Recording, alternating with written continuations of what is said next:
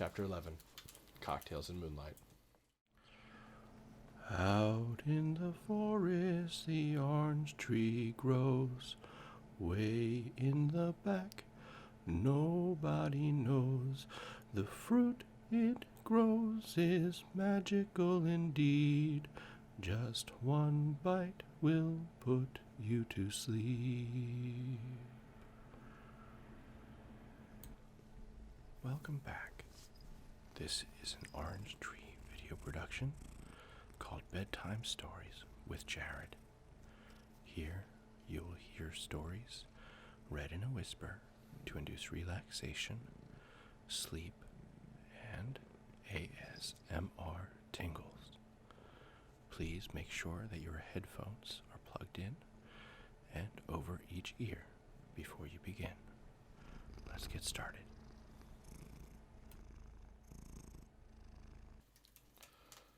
Some rooftops are very boring.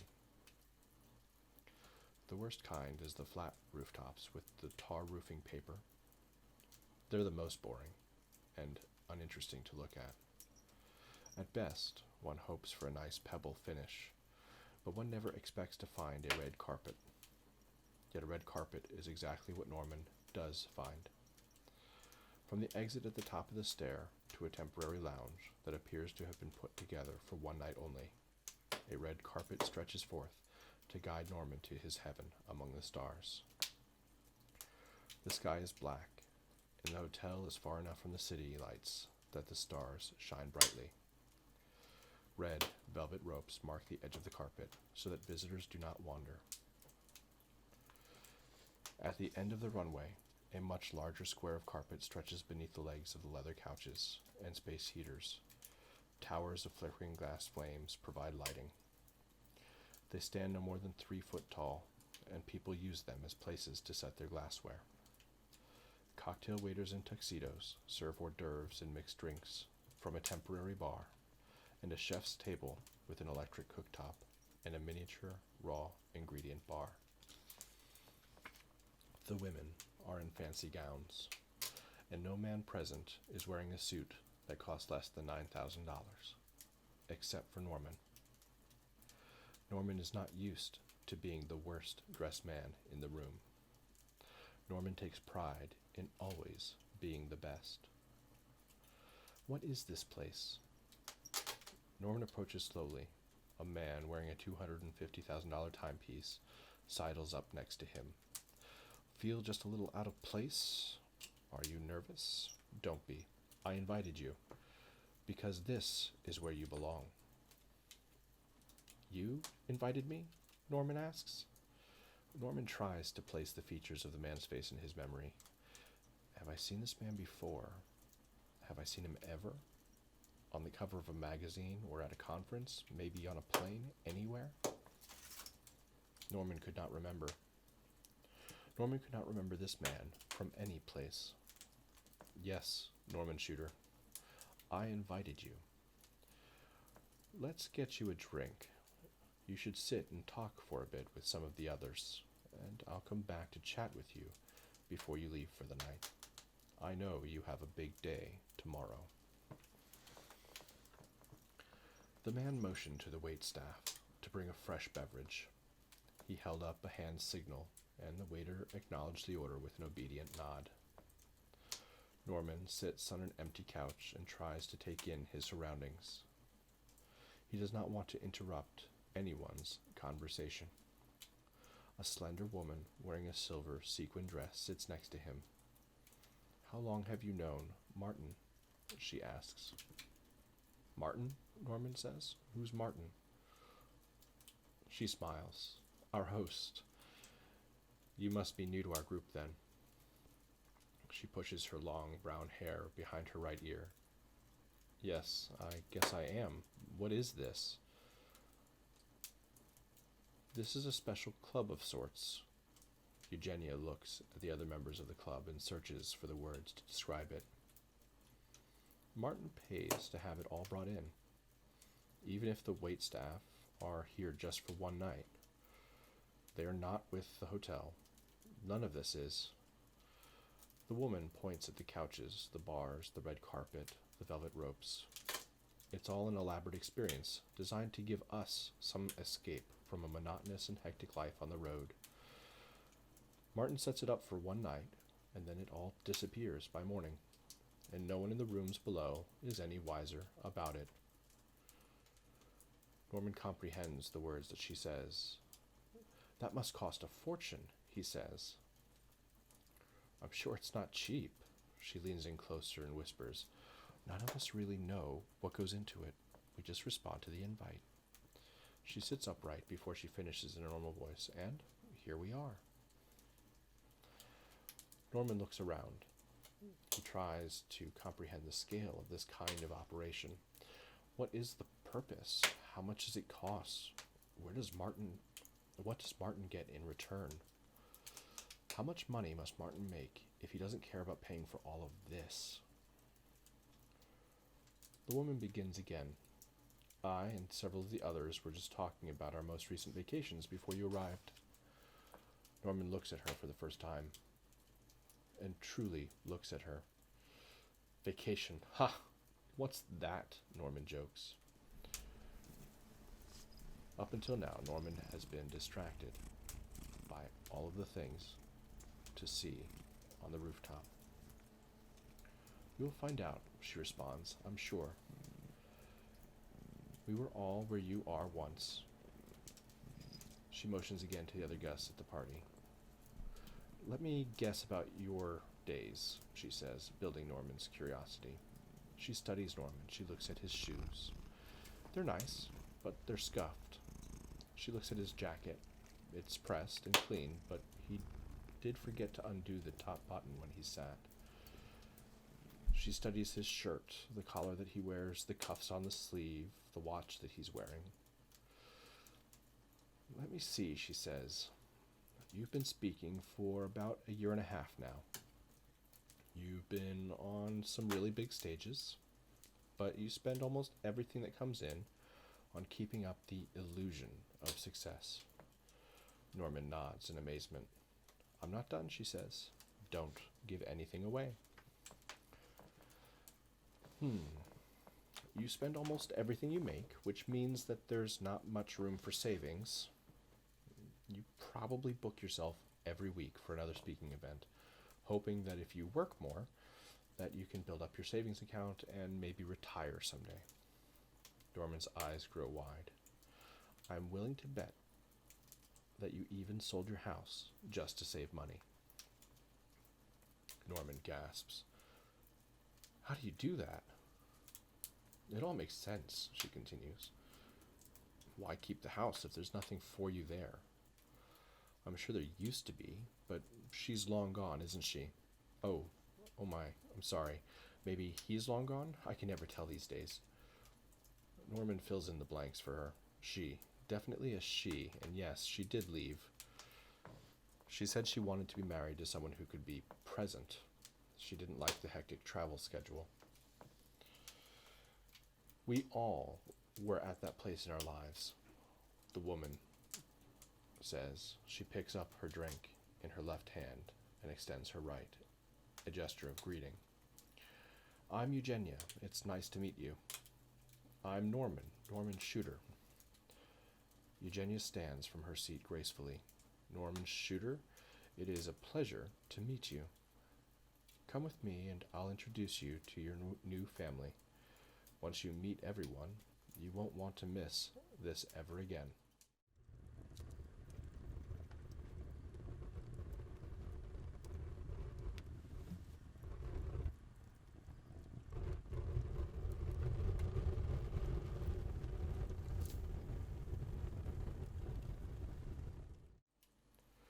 Eugenia takes Norman into the small crowd, and one small group at a time. She guides him through the evening. She introduces him. They stay for a moment and hear stories about how great life is after having met Martin.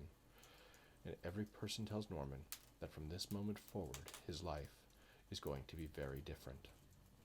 Norman will be happy, maybe for the first time in years. Eugenia takes Norman around the makeshift lounge. Cocktail waiters bring food and drinks. Norman's glass is never empty. Eugenia and Norman stand ever closer with each passing hour. Norman hasn't felt this way in such a long time. We all have a desire to receive some personal attention, and when it has been missing for such a long time, it can be euphoric. The touch of another person's hand, the soft and gentle caress of a fingertip across the back, the weight of another person as he or she leans into you for a touch of warmth. When it has been absent for so long, one cannot help but think that it feels like something special. It feels like acceptance. It feels like love. It feels like belonging. It fills the heart in a way that no other life experience can. And so, as Eugenia starts to fill this void for Norman, Norman instinctually starts to return the touches, caresses, and hugs, and before long any person might have confused the two as a couple. Norman looks upward into the sky. Eugenia is in both his arms now, leaning back against him as she carries on in conversations. The moon is full and bright. Norman thinks that he must be dreaming, because this cannot be his life. It cannot be real. The party starts to thin, and people start to leave, and their host, Martin, comes to say hello and good night. Eugenia, may I have a word with Norman alone? Martin touches Eugenia's elbow with a gentle caring when he asks the question. Of course, Martin. Eugenia shifts her weight back to her own feet and straightens her dress before saying farewell. Now you take care of him for me, Martin. I want to see this guy stick around. Eugenia turns to Norman. It was very nice to meet you, Mr. Shooter, she adds, and I really hope that I see you again next time. Good night, gentlemen, she says to Norman and Martin. Then she walks down the red carpet and disappears into the stairwell.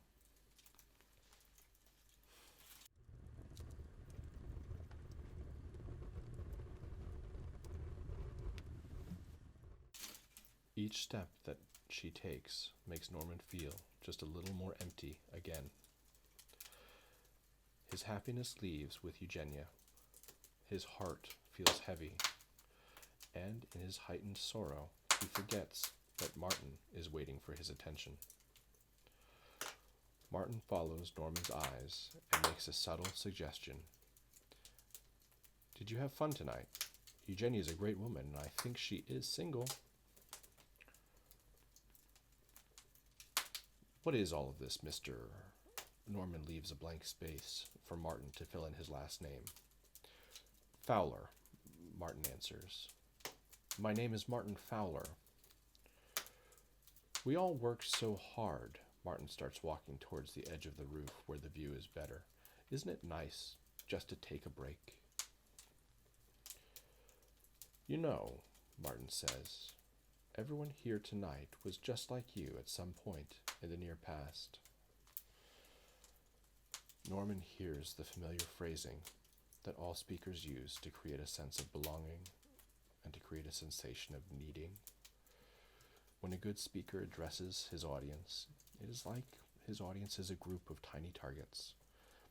Each audience member has his or her own needs, but they can be corralled and they can be convinced as a group. Other people who are now where your audience wants to be were always just like you. First, you create this sense of connection and you tell the audience, you can have everything you want because these people who already have what you want are not any different than you are. Then you tell the mark how all these people were the same once. They were sad, they were lonely, they were broke, whatever it is that the audience needs to hear. Whatever it is they need to hear, you tell them that one thing.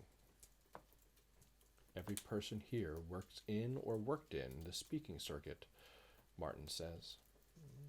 And every single one became lost and the fast-paced life that comes from always needing to get to the next event. He's good, Norman thinks. He has me pegged. He has told me the one thing that I need to hear to believe that they were just like me. Norman knows what comes next. Next, Martin must paint the picture of how life is different for everyone who is just like him. He must tell the story of what life is like now that they have participated in or learned some special thing that only Martin can provide. Martin begins again with his pitch. There's a secret that they were all missing, Norman. But now each of them knows the secret, and they only work when they want to work. The best of all. Martin fills the space with a pregnant pause to keep Norman waiting for the next words. Best of all, they make more money now than they did when they were working nonstop. Did you hear them talk about their vacations, Norman? Martin asks. Martin gestures to Norman to break Norman's silence. This is an important step, to get periodic buy-ins of agreement to keep the audience member engaged. Yes, it sounds very nice.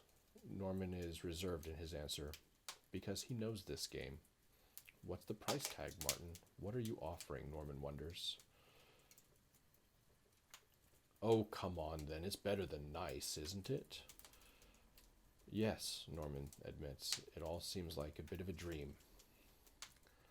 Martin slaps his hand on Norman's shoulder and gives him a gentle squeeze of acknowledgement. And immediately, Norman feels as though he is given the right answer. This sense of reward is programmed into all of us, and Martin is skilled at the art, but so is Norman. That's the word exactly, Norman, Martin says. It is a dream, and it can be your dream.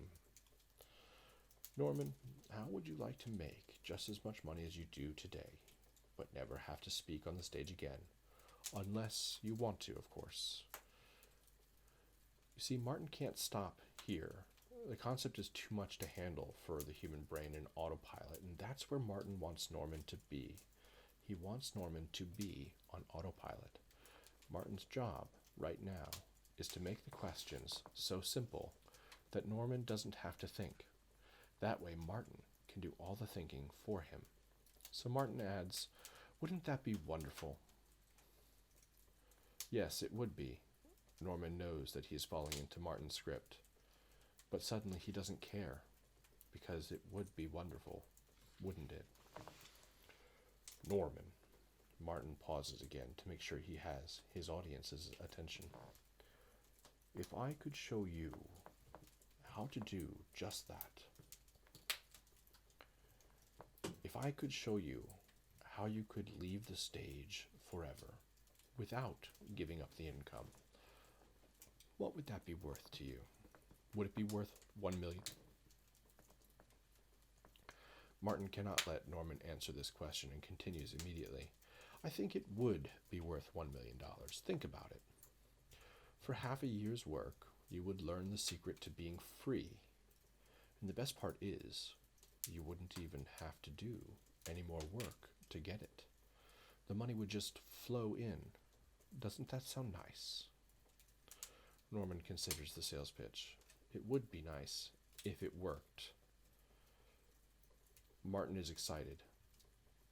The great news, Norman, is that I can show you everything that you need to know. Some of the people here have paid me 5 times that number.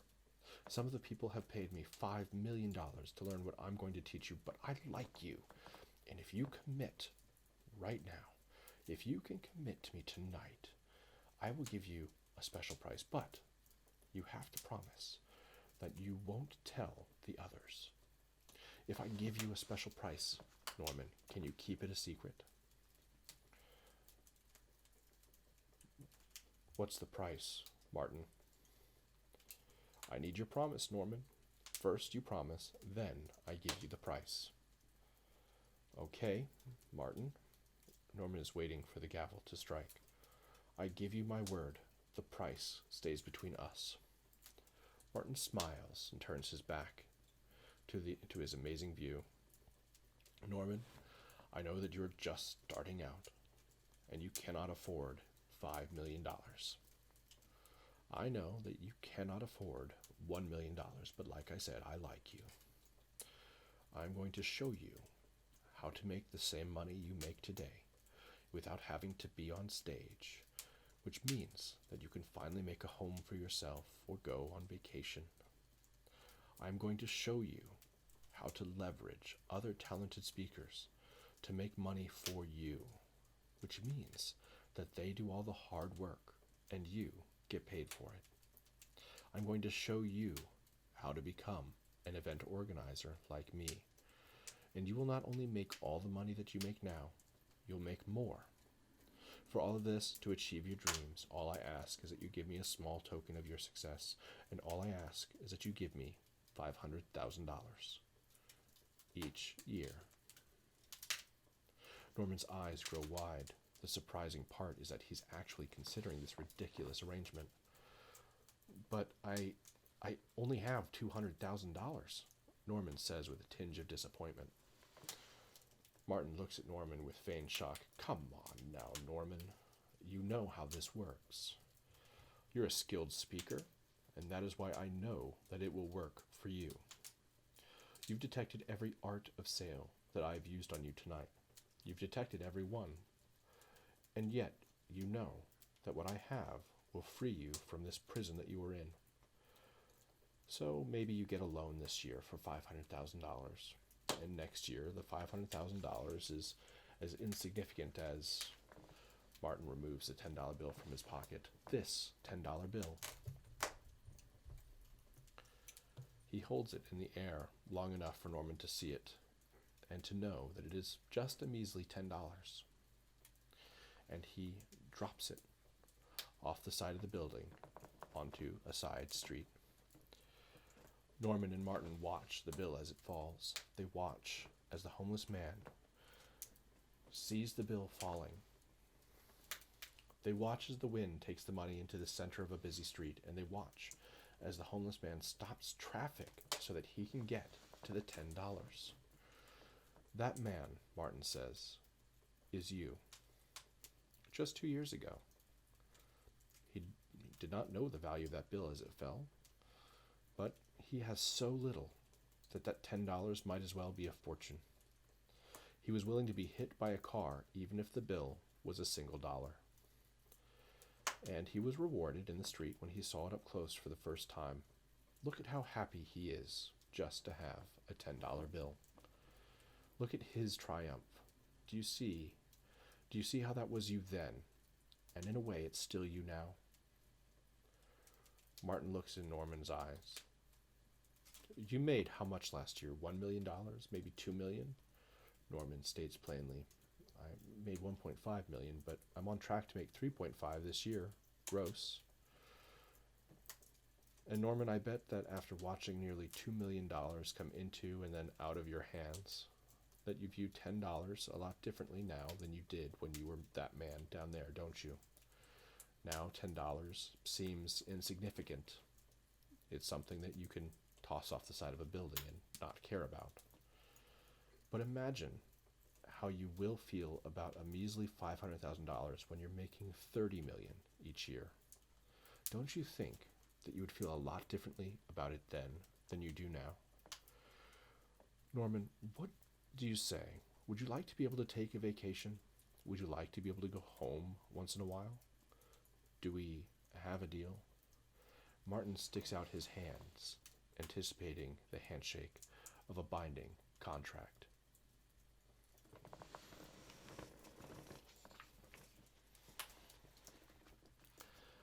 You know, I've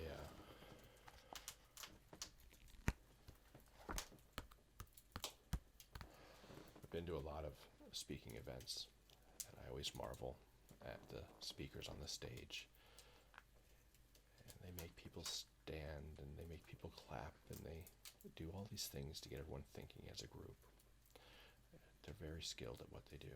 It's quite impressive. I think one of the things I like most about that exchange between Martin and Norman is that the tricks that these speakers use, they work even when you know that they're tricks. There's a reason why they use them. And we got to watch Norman as Martin controlled his thought and showed him how, in order to achieve his own dreams, he was going to have to part with something that he felt was a significant contribution. And then we watched as Martin convinced him that maybe that significant contribution is rather insignificant in the grand scheme of life. After all, if you're making $30 million, isn't $500,000 just a drop in the bucket? Now, we didn't see if Norman shook his hands. Norman might still say that the price is too high, and we'll find out on another chapter whether or not Norman made a deal.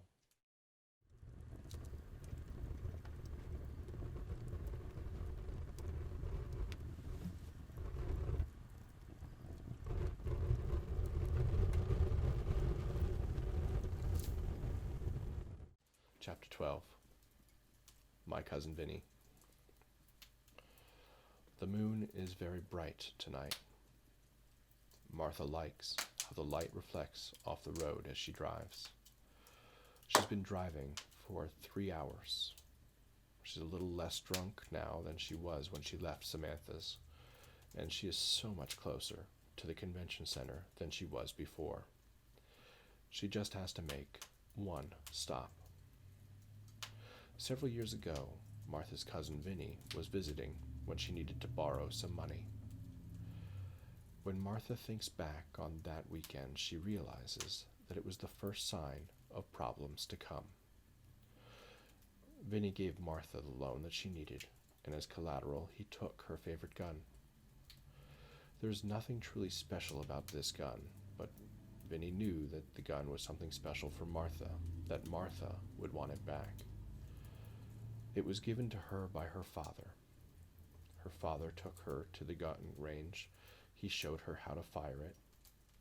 He wanted her to have it, because someday she might need to defend herself, and this gun was going to be there to protect his daughter.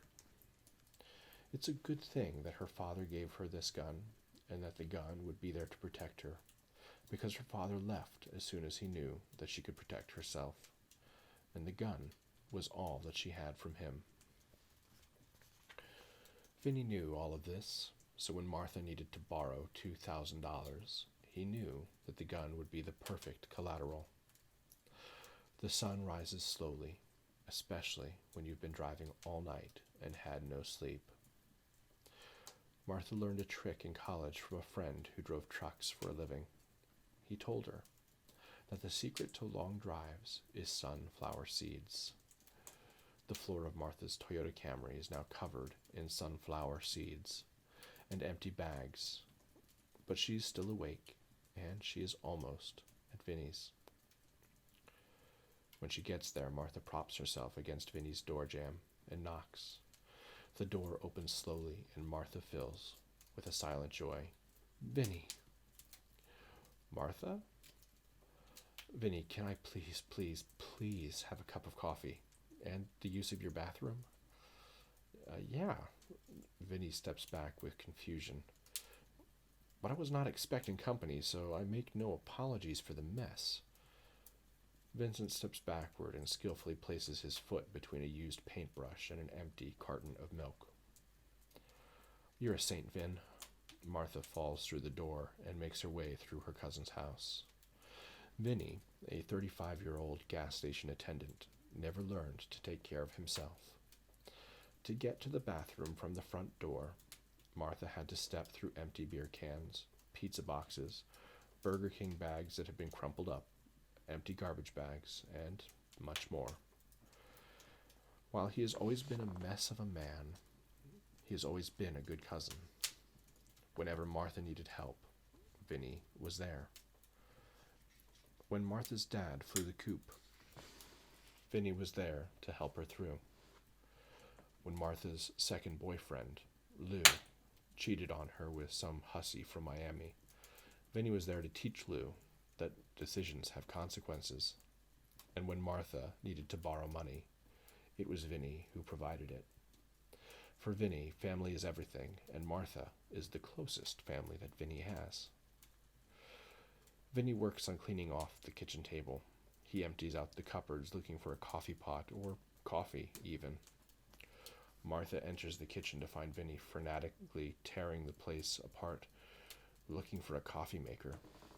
I just need to find the coffee maker, and we'll get you that cup of coffee you asked for. Martha pushes an empty ice cream container to the side and lifts a bag of Alpo dog food. Underneath the dog food is a coffee maker. I think this is it, Vin. What's with the dog food? You don't even have a dog. I honestly don't know. I really should clean this place up, shouldn't I? Vincent looks around the mess in the kitchen.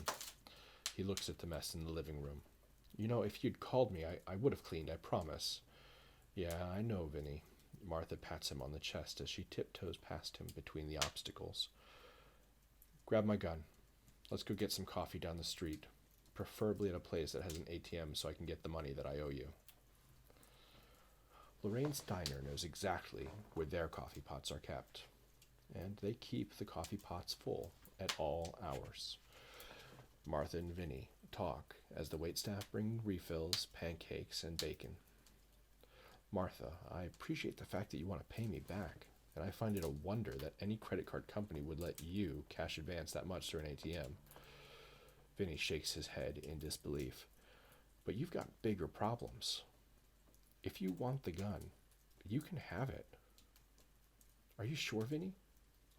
Of course I'm sure. You're like a little sister to me. If I thought you would let me, I'd kill the son of a bitch myself. But I feel like this is one of those things that you have to do yourself to get some sort of closure. Vinny tries to lighten the mood with a happier tone. And you know, I'll always visit you every day in jail, right? He gives a little wink and gently pushes his fist into her shoulder, playfully. Vin, they won't put me in jail. Martha hadn't really considered jail. It's self-defense. If I let him continue spending our money, we won't be able to survive. It's life or death, Vin. Martha, I don't think that's what they mean by self-defense.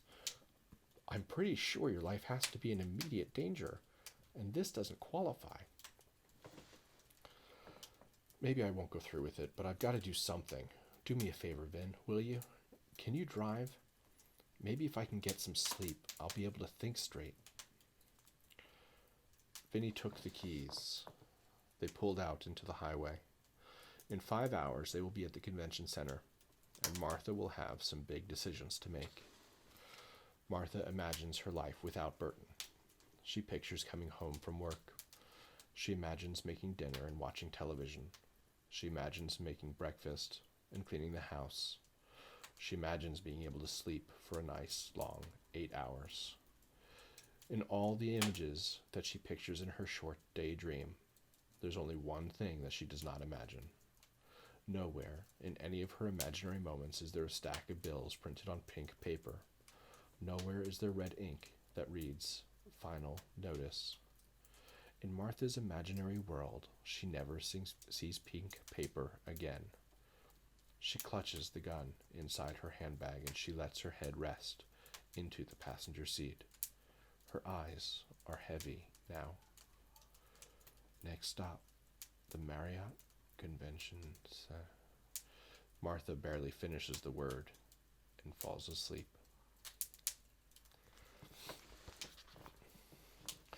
I like Martha's cousin Vinny. Obviously, for some of our older audience members, the name of the chapter springs to mind some old allusions to movies. But her cousin Vinny certainly is a character of his own, and he'd do anything for her. Martha's falling asleep in Vinny's car as the sun rises and they drive to the Marriott Convention Center, and hopefully, with any luck, you're falling asleep too.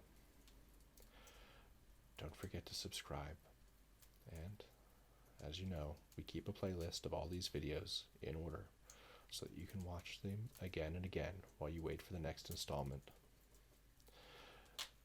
The next installment is going to be Chapter 14. Now, if you've been paying attention, you might think that's strange, because we just finished Chapter 12. Chapter 13 is titled Nothing for You Here. It's a bit of a joke. It's empty. And I have here this chapter is intentionally left blank. I was thinking as I wrote this that I've heard rumors that there are hotels that have no 13th floor. It's superstition, certainly. But later on in this book, we're going to hear about how important some of the characters find a sense of spirituality and belief and superstitions. And so I thought it was appropriate that being in a hotel that might not have a 13th floor, let the book not have a 13th chapter. So we're going to continue next week with Chapter 14, and we'll see where the story takes us. Have a wonderful night and sweet dreams. Good night.